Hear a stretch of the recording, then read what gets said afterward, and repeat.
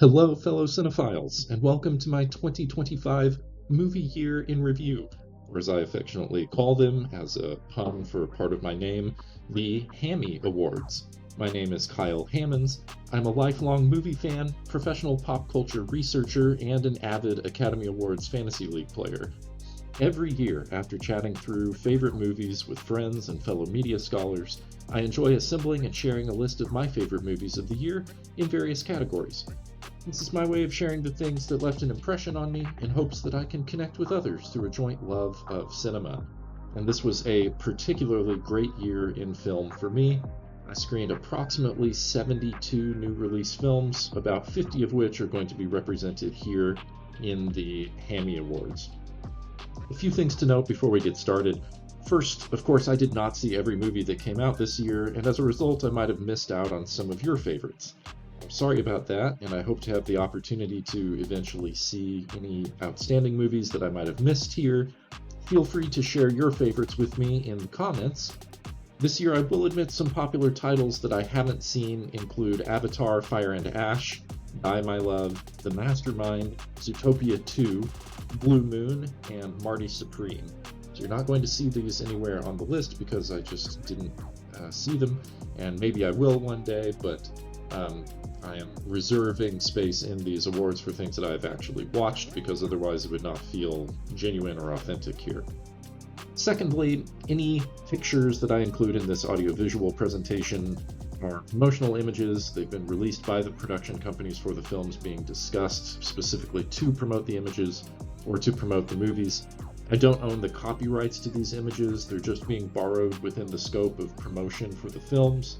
And particularly in regard to visual aids, I should give some special thanks to Letterboxd for providing a platform for accumulating film lists and creating lists of posters that use images from these movies to help give visual aids for some of the content here. One last little disclaimer. We will discuss movies that feature an array of content in this video, and so my particular interest in a specific aspect of a movie doesn't necessarily equate to like a full endorsement of every aspect of the film or a moral acceptance of everything conveyed on screen. What I'm really interested in are the conversations that can be sparked by cinema, especially its pedagogical and communicative or connective potential.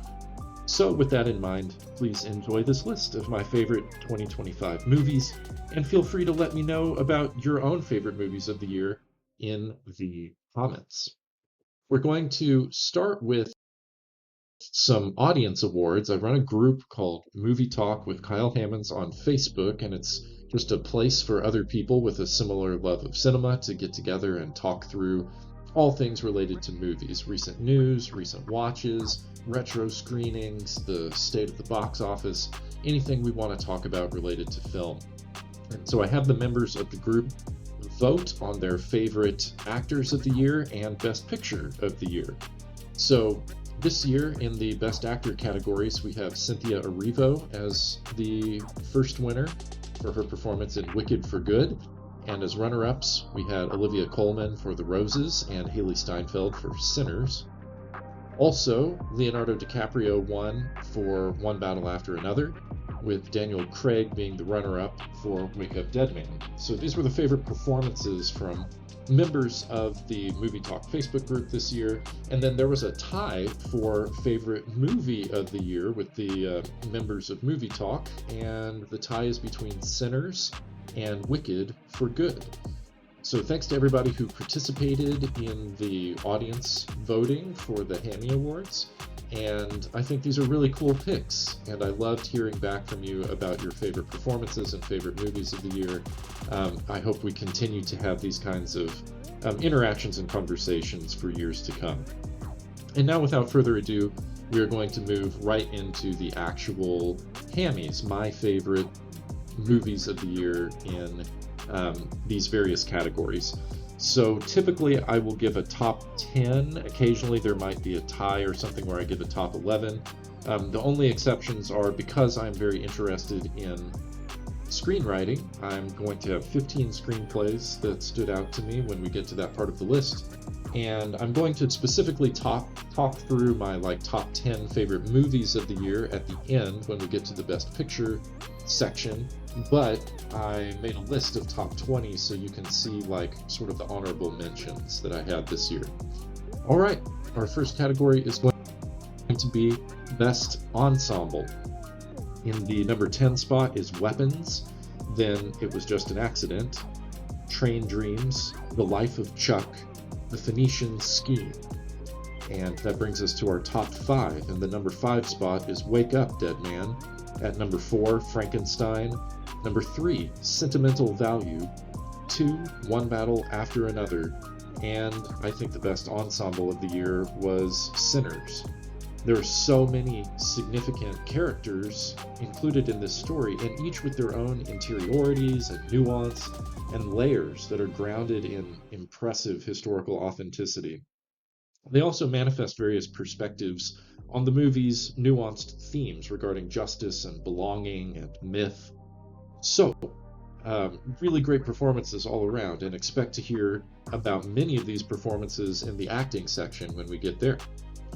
Our next category is stunt performance. The honorable mentions start with How to Train Your Dragon, then Dangerous Animals at number 9, Wolfman at number 8, Superman, and The Running Man. Then the top 5 are Thunderbolts, Mission Impossible: The Final Reckoning, F1 the Movie, Predator: Badlands, and the best stunt performances of the year came from Warfare. So this was led by the real former Navy SEAL who inspired the story, and the stunt team had to learn and employ the actual rigorous military tactics that happen in real war situations to capture authenticity for the film. Very impressive stuff. The next category is hair and makeup. The honorable mentions start with The Conjuring: Last Rites, then The Black Phone 2. At number 8 is Caught Stealing, 7 is Wicked for Good, 6 is Sinners. And my top 5 favorite hair and makeup elements for the year come from Weapons, then Predator: Badlands, Wolfman, 28 Years Later, and in the number 1 spot is Frankenstein. From distinguishing Mia Goth as 2 different characters and creating gag-worthy flesh wounds, to the impressive full-body makeup for Jacob Elordi's creature, Frankenstein is just a visual feast, and largely because of the way it is grounded in practical makeup effects. Costume design. At number 10 is Freaky Tales, then How to Train Your Dragon, Superman, Wicked for Good, Henna, and my top 5 are The Phoenician Scheme, The Fantastic Four: First Steps, Sinners, Hamnet, and the best costumes of the year come from Frankenstein.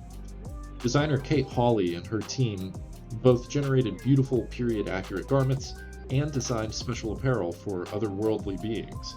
The thematic coordination of all of these costumes ties them together in a nice bow. This film is just a feast for the eyes all around. Sound design.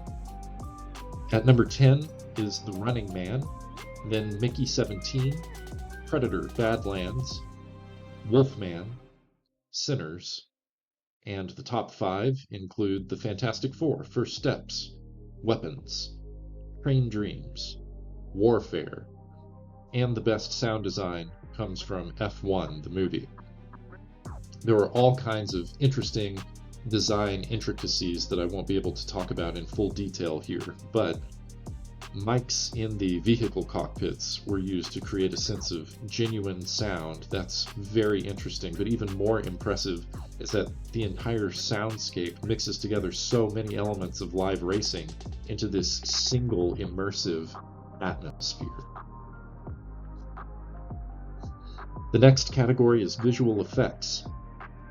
The honorable mentions start at number 10 with The Life of Chuck, then at 9, The Lost Bus, Superman, Tron: Ares, and F1 the Movie. Then the top 5 visual effects come from How to Train Your Dragon, Sinners, Predator: Badlands, Frankenstein, and the best visual effects of the year come from Fantastic Four: First Steps. This is a movie that uses visual effects surprisingly sparingly and intentionally. Much of the CGI is blended with practical effects for a seamless, grounded look, and the design for the villain, Galactus, is particularly impressive. Production design. With the honorable mentions, at number 10 we have Mickey 17, then New Wave, Dangerous Animals,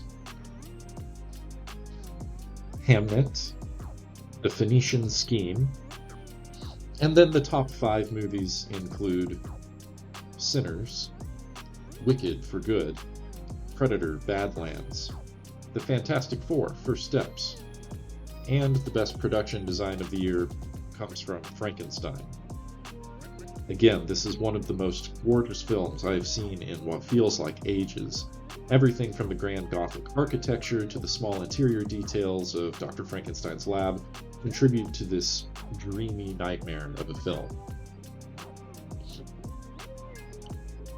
Original score.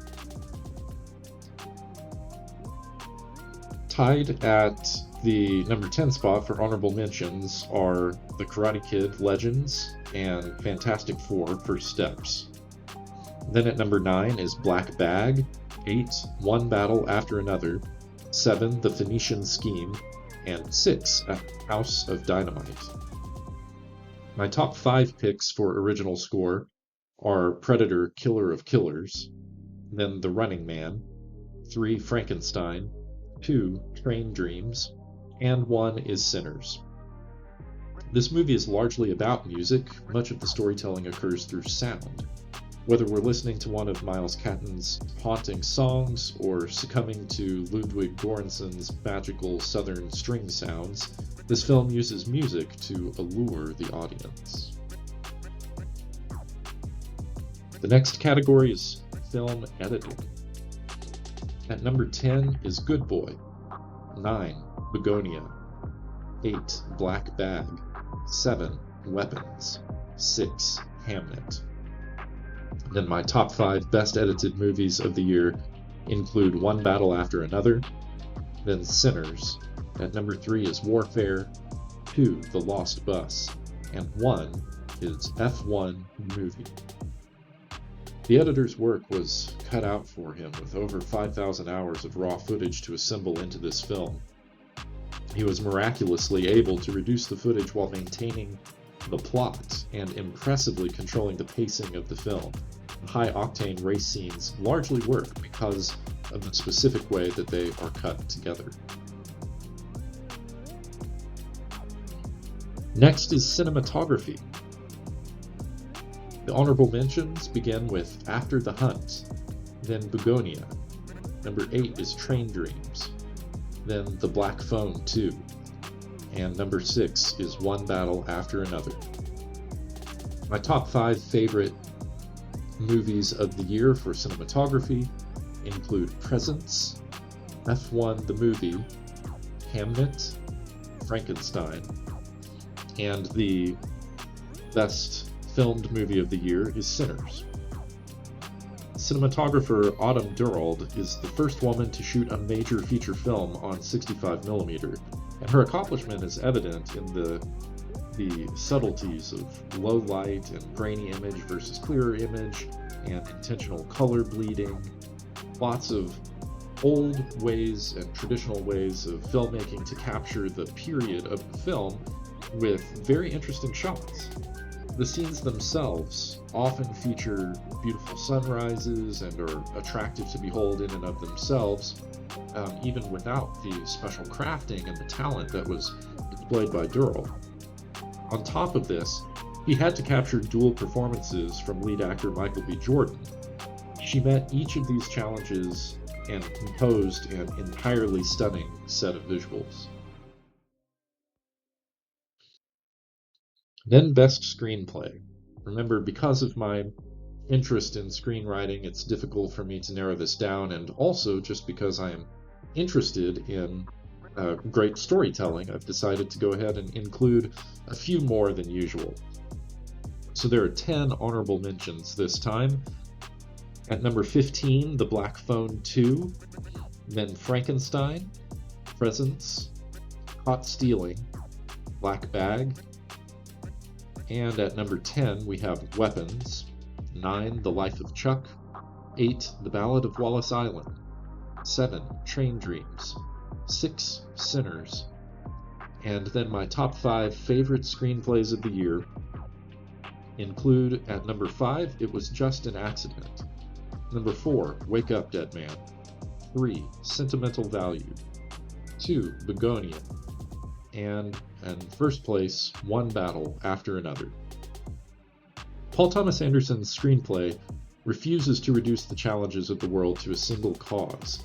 It taps into existential threats, oppression, and burnout in terms of a multi-layered, multi-caused tapestry. These themes are resonant for the current social moment.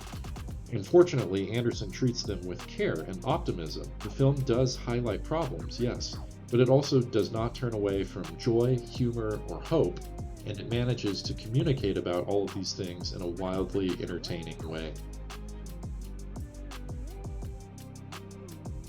We are in the first of our performance categories, so we're going to start with Best Vocal, Animated, or Motion Capture Performance. The top 10 are going to be what we're looking at, but I'm going to start with 5 honorable mentions that you see on the screen, and then I'll display each of the names one by one for just a little more suspense as we go along into these next categories. So at number 10 is Jonas Briab as Elio in Elio, then Alan Tudyk as Gary in Superman, 8, Danielle Brooks as Kitty Cat in The Bad Guys 2, 7, Rick Gonzalez as Torres in Predator, Killer of Killers, and at 6, Sam Rockwell as Wolf in The Bad Guys 2. And now we have our top 5 animated performances. First is On Hyo-sop as Ji-Nu in K-pop Demon Hunters, then Lindsay Levanchi as Ursa in Predator, Killer of Killers, third, Nick Offerman as the narrator in Life of Chuck, then Will Patton as the narrator in Train Dreams, and in the first place spot is Arden Cho as Rumi in K-pop Demon Hunters. Cho perfectly captures the emotional nuance of this conflicted character and carries much of both the charm and the stakes of the film in her exciting performance. I've also decided to pick a single Best Animated Feature film. This is something new that I am starting this year, and I'm going with one because I probably do not watch enough animated films beyond like popular releases to be able to do a whole top 10 category. And also there's a bit to consider in terms of if the movie is really strong, then shouldn't it just be in my general top 10? And so I did want to do something to specifically highlight animated achievement, but not so much that maybe it detracts from some of these other categories. So the Best Animated Feature Film of the year is K-pop Demon Hunters. This movie is fun, and it taps into all the great things that come with the popularity of K-pop. All the while, it remains grounded in resonant themes like stigma and belonging, and this voice cast and animation are also, unquestionably, in my opinion, the best of the year. Next, we get into our main acting categories, first with Supporting Performance. We have 10 in the honorable mention supporting actor area. At number 10 is David Johnson as Peter in The Long Walk. Then Jeremy Strong as John Landau in Springsteen, Deliver Me From Nowhere. 8, Pedro Pascal as Harry in Materialists. 7, Chris Sullivan as Chris in Presence. And at 6 is Jacoby Jupe as Hamnet in Hamnet. And this will bring us to our top 5 best supporting performances. In the number 5 spot is Tim Key as Charles in The Ballad of Wallace Island. Then Benicio del Toro as Sensei Sergio in One Battle After Another. 3, Delroy Lindo as Delta Slim in Sinners. In the number 2 spot is Michael Cera as Bjorn in The Phoenician Scheme. And my favorite supporting performance of the year is Jacob Elordi as the creature in Frankenstein. Elordi's physical transformation and unique vocalizations manifest a tenderness under the ferocity of Frankenstein's famed creature. His emotional arc in the story is physically presented as well as he transforms from childlike to animalistic to human. Elordi gives the creature a full emotional range so that we can identify him every step of the way as he faces the injustices and cruelties that are inherent to being human.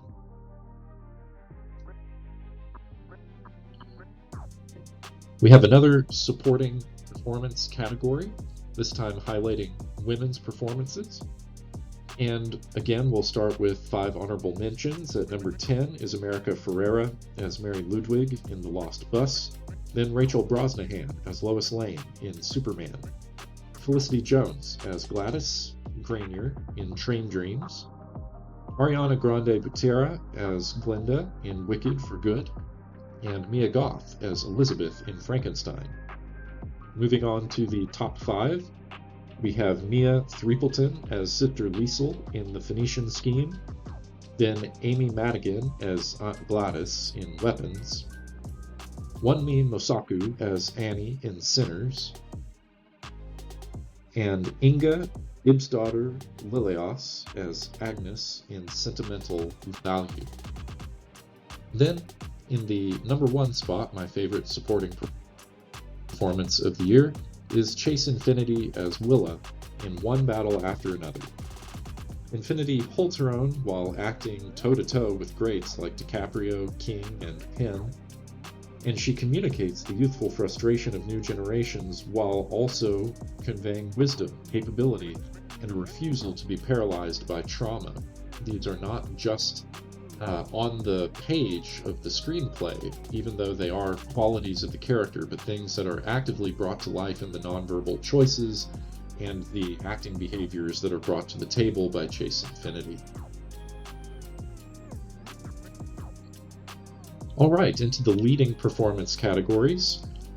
In category 1, where we are highlighting men's performances, I'm going to start with the honorable mentions. At the number 10 spot, Matthew McConaughey as Kevin McKay in The Lost Bus. 9, Dwayne Johnson as Mark Kerr in The Smashing Machine. 8, Oscar Isaac as Victor Frankenstein in Frankenstein. 7, Denzel Washington as David King in Highest to Lowest. And 6, Michael Fassbender as George Woodhouse in Black Bag. And now to the top 5.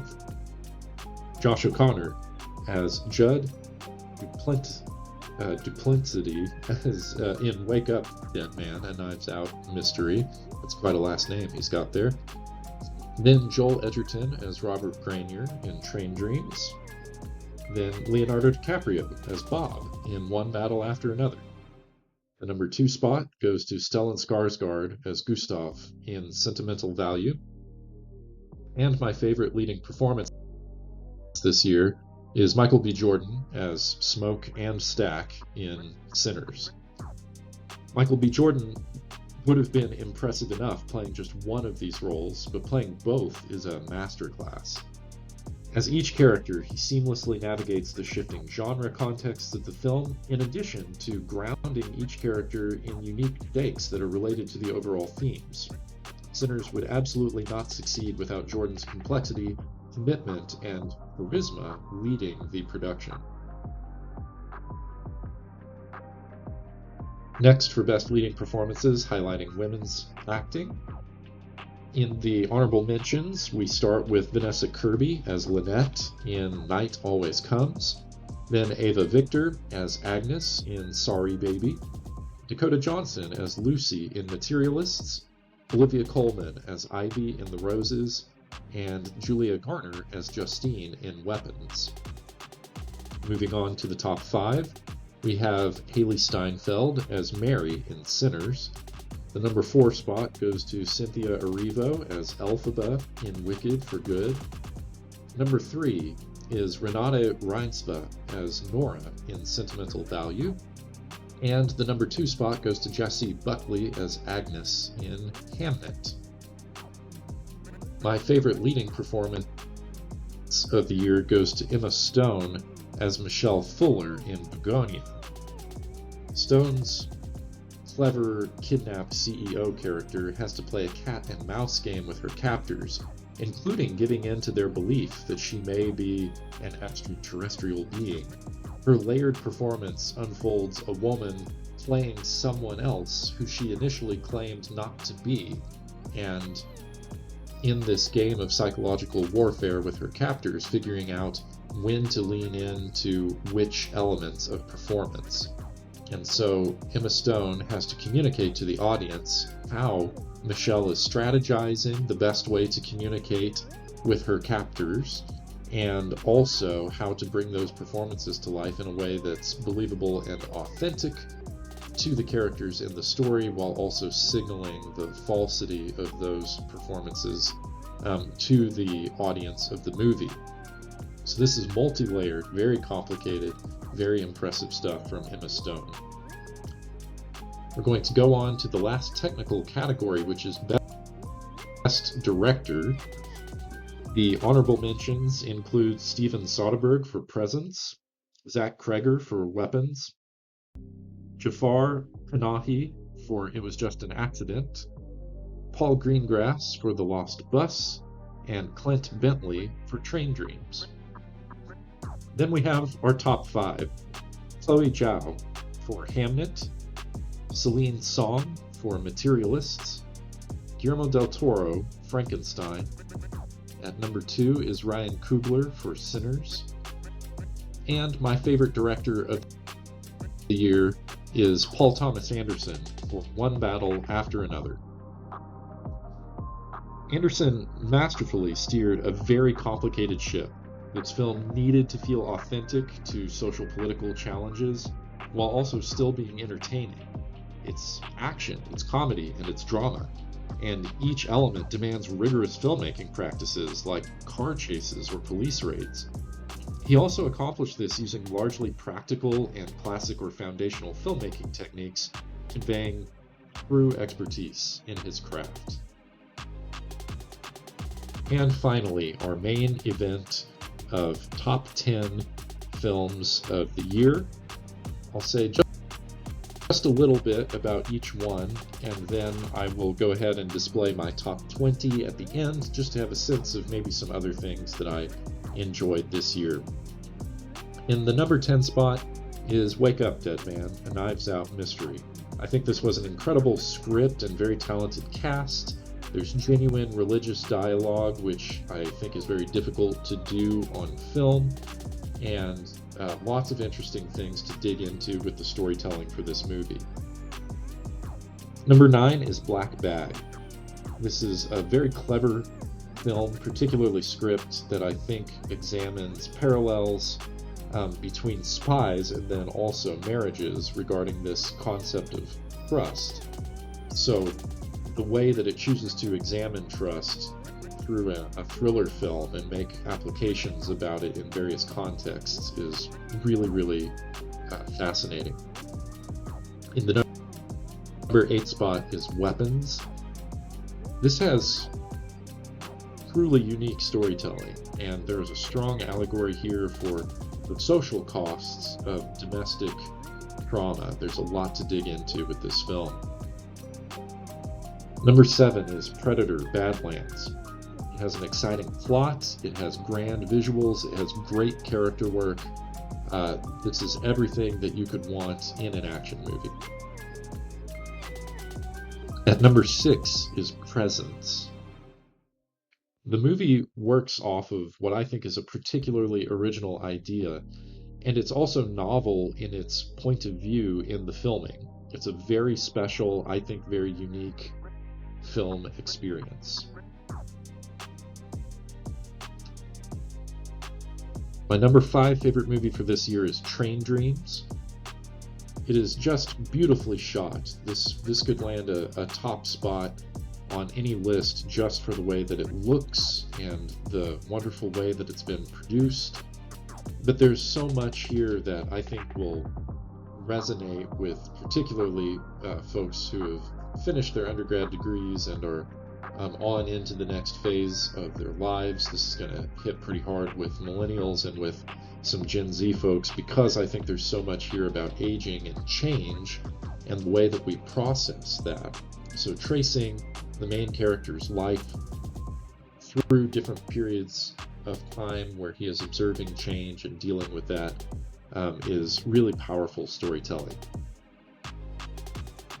At number 4 is Frankenstein. There is amazing design here, and this movie is just incredible to behold. Another absolute visual feast, but it's enhanced by its detailed character work and philosophizing that Guillermo del Toro has become famous for, coding in interesting aspects of probing the human condition into each of his features. My third favorite film of the year was Begonia. This movie is bizarre, but I think in really thoughtful ways. The point of the film is to challenge us to think about trust and power, and it situates the story in the context of conspiracy theories and how, perhaps even why, some people come to believe things that are really difficult and challenging in the midst of a difficult and challenging world. My second favorite film of the year is One Battle After Another. This movie is a brilliant deconstruction of aunt and contemporary social issues. So to use the term again, I think it's very resonant because it's thinking about justice, it's thinking about belonging, but it's also masterfully crafted, and it is incredibly entertaining. And it is a way to draw in audiences to think about and maybe even process some of the social challenges that we might experience in a way that invites us in rather than alienates us or pushes us away. And my favorite movie of the year is Sinners. This movie is thoughtful with its social commentary and its allegory, especially regarding Black creativity, cultural appropriation, and the ways that that's reinscribed through the years over time. But it's also, I think, the most exciting ride of this movie season. The incredible storytelling shifts between genres and weaves a fairy tale-like story that's both thrilling and beautiful to behold. It has amazing craft elements. It has some of the most compelling performances of the year. This was a no contest for me that Sinners is the best movie that I saw in 2025. These movies were not necessarily picked by any single quality or even necessarily because they represent the total best filmmaking craft across the board, but because I enjoyed and appreciated them more than other films this year. Now, my appreciation may come from areas like I think it's great film craft or something like that. Things like strong technical filmmaking certainly play a role, but so did the feelings and the intrigue that are invoked by the movie, or my interest in rewatching the film to mine it for additional thoughts or feelings, or to have another experience with it. So these are some of the things that I was thinking about while I was choosing my top 10. They're the movies that excited and inspired me the most this year. And on this slide, I have some bonus honorable mentions to round things out as well. I also loved Hamnet, Warfare, The Fantastic Four: First Steps, Ballad of Wallace Island, Black Phone 2, Sentimental Value, The Phoenician Scheme, It Was Just an Accident, The Life of Chuck, and The Lost Bus. But of course, everything boils down to my top 5: Train Dreams, Frankenstein, Begonia, One Battle After Another, and Sinners. I really enjoyed putting together the list throughout the year, and especially because putting together this list meant having conversations with friends both in person and through my online community in Movie Talk, and being able to hear about people's experiences with and reactions to cinema throughout the season. I enjoyed being able to share this with you. Thank you for taking the time to listen, and I would love to hear about your favorite movies and different elements of movies from the year as well. So please feel free to leave me a comment or send me a message and tell me about your reaction to the year 2025.